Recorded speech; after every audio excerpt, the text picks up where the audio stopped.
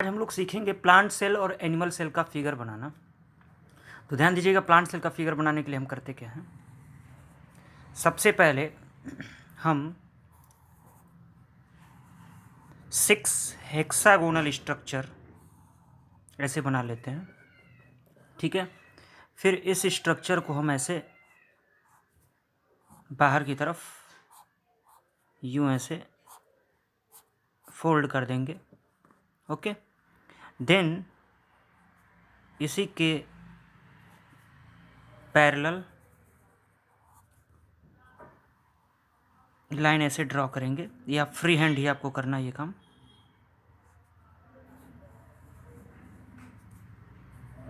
Okay, इतना करने के बाद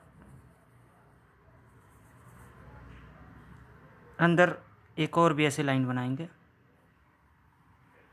ठीक है। इस काम को करने के लिए आप फ्री हैंड यूज़ कीजिएगा, स्केल की कोई ज़रूरत नहीं है। इतना करने के बाद तो ये हमारा बन गया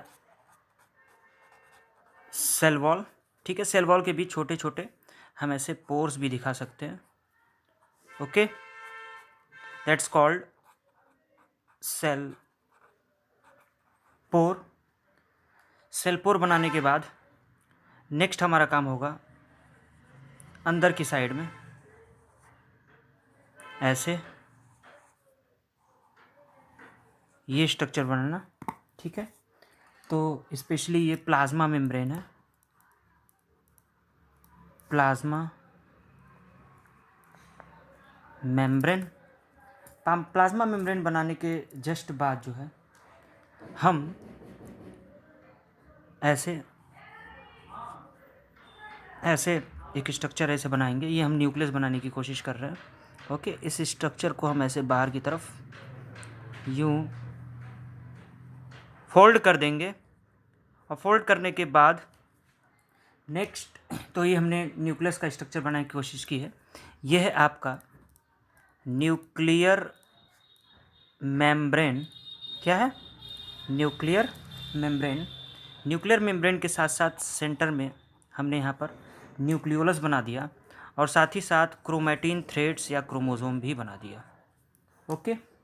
इतना करने के बाद फिर हम अंदर की तरफ ये मैंने बना दिया न्यूक्लियोप्लाज्म। यानी आपको यहाँ पर क्या क्या चीज़ें दिख रही हैं, न्यूक्लियर मेम्ब्रेन है, इसके अलावा न्यूक्लियोप्लाज्म, क्रोमैटिन थ्रेड, ओके। और नेक्स्ट आपका है न्यूक्लियोलस। तो ये पूरा स्ट्रक्चर ओवरऑल आपका न्यूक्लियस कहलाता है, यानी nucleolus, nuclear membrane, nucleoplasm, chromatin threads.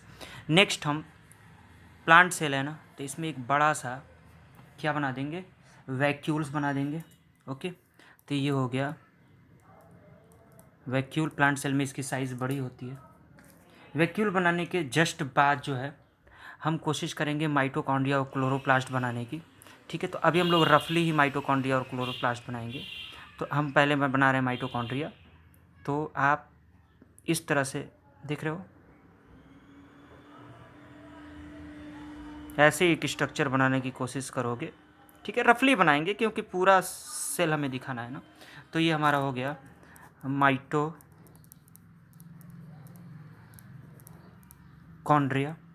Mitochondria के अलावा जो है अगला स्ट्रक्चर हमने बनानी है क्लोरोप्लास्ट।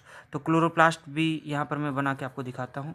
ऐसे स्ट्रक्चर हमने बनाया, ठीक है। एक और ऐसे अंदर की तरफ मेम्ब्रेन बना दिया, और मेम्ब्रेन बनाने के बाद जो है हम लोग अंदर की तरफ कुछ ऐसे स्ट्रक्चर रफली बनाएंगे, बहुत ज़्यादा डिटेल नहीं करना है, ठीक है। तो ये हमने बना दिया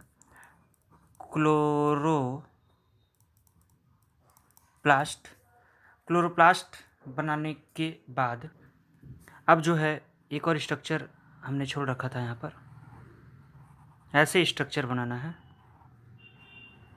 ऐसे रफली स्ट्रक्चर बनाया। ये आपका हो गया एंडोप्लाज्मिक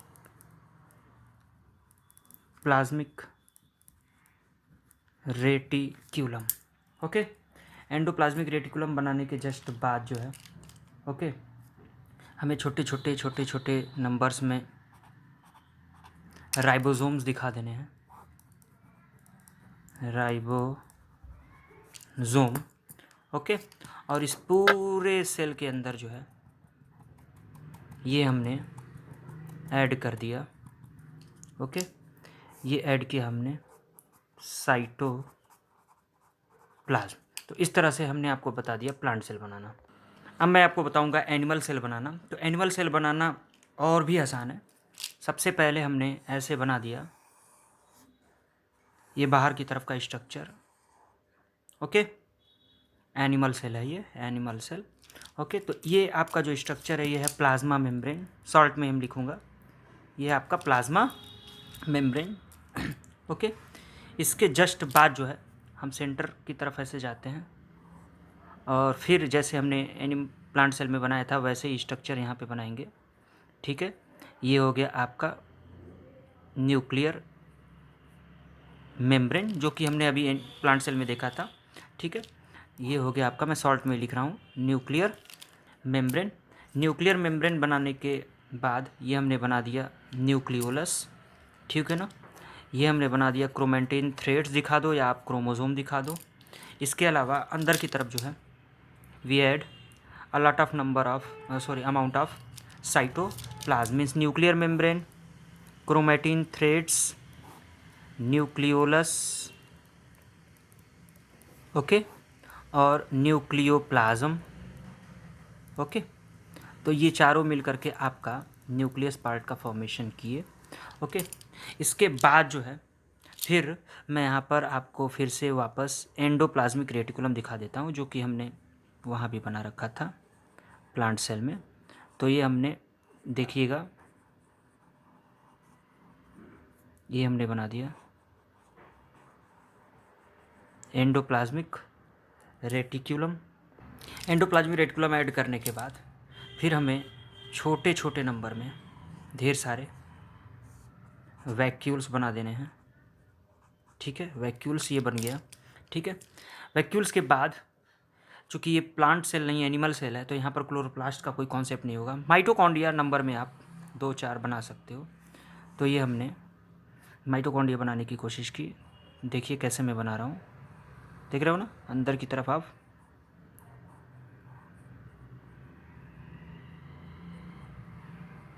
ठीक है ऐसे रफली बनाने की कोशिश करेंगे। आपने माइटोकॉन्ड्रिया बना दिया ऐसे। ओके, माइटोकॉन्ड्रिया बनाने के जस्ट बाद जो है फिर आपको स्पेशली बना देना है गोल्जी बॉडी। चूँकि एक गलती मुझसे हुई है, इसके पहले प्लांट सेल में हमने गोल्जी बॉडी भूल गए हैं। ठीक है, वैसे ही गोल्जी बॉडी आप यहाँ भी बना दोगे ऐसे। ठीक है, तो ये रफली हमारा हो गया गोल्जी बॉडी। अब प्लांट सेल में भी ये गोल्जी बॉडी ऐड कर लीजिएगा। ये हमने छोटे छोटे नंबर में राइबोसोम्स और ये छोटे छोटे नंबर में मान लिया हमने लाइसोसोम दिखा दिया। तो ये हो गया राइबोसोम, ये हो गया आपका lysosome. Okay, ribosome and lysosome. और चूँकि ये एनिमल सेल है तो हम यहाँ पर एक ऐसा स्ट्रक्चर बनाएंगे, ये है आपका सेंट्रोसोम। अब हमें इस स्ट्रक्चर में चारों तरफ ऐसे dot dot dot dot structure बना देने हैं। ठीक है ना, ये स्ट्रक्चर जो है ये आपका है साइटोप्लाज्म। तो एक बार मैं वापस इस स्ट्रक्चर को आपको दिखाने की कोशिश करूं तो ये हमने प्लान रखा है प्लांट सेल और ये हमारा है एनिमल सेल। प्लांट सेल में एक चीज़ की भूल हो गई थी, आप यहाँ पर गोल्जी बॉडी ऐसे रफली स्ट्रक्चर ऐसे गोल्जी बॉडी का ऐसे फॉर्मेशन कर देना आप, गोल्जी बॉडी। तो ये हमने प्लांट सेल और एनिमल सेल का स्ट्रक्चर आपको बनाकर दिखाया। इसके अलावा कई सारे एग्ज़ाम्स में आपसे प्रोकैरियोटिक और यूकैरियोटिक सेल के बारे में पूछता है। ठीक है, तो स्पेशली जो यूकैरियोटिक सेल है उसमें आप प्लांट या एनिमल सेल किसी को बना सकते हो, लेकिन जब प्रोकैरियोटिक सेल की बात करेगा तो आपको एक बैक्टीरिया बनाना है जिसको बनाना बहुत ही आसान है। ध्यान से देखिएगा, आप कभी भूलोगे नहीं इसको। सबसे पहले हम 2 पैरेलल ऐसे लाइन खींचेंगे और तीसरी लाइन ऐसे खींच दिया हमने।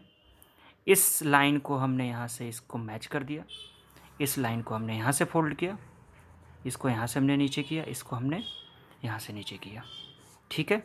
और इस पूरे स्ट्रक्चर को हमने ऐसे, तो ये हमने इसकी कैप्सूल बना ली, बैक्टीरिया की कैप्सूल है।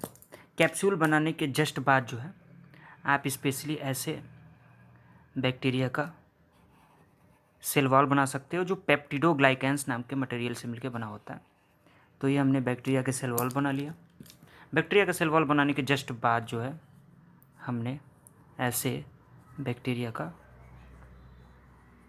प्लाज्मा मेम्ब्रेन भी बना लिया। एक कोशिश आपको ये करनी है कि जहाँ पर एक कोने पर आपको प्लाज्मा मेम्ब्रेन के ऐसे स्ट्रक्चर दिखाना, ये आपका मेसोजोम होगा। अभी इतना करने के बाद आपको एक साइड पे ऐसे हमने फ्लैजेलम बना लिया। फ्लैजेलम बनाने के जस्ट बाद आपको पूरे बैक्टीरिया बॉडी पर कुछ ऐसे स्ट्रक्चर्स बनाने होंगे।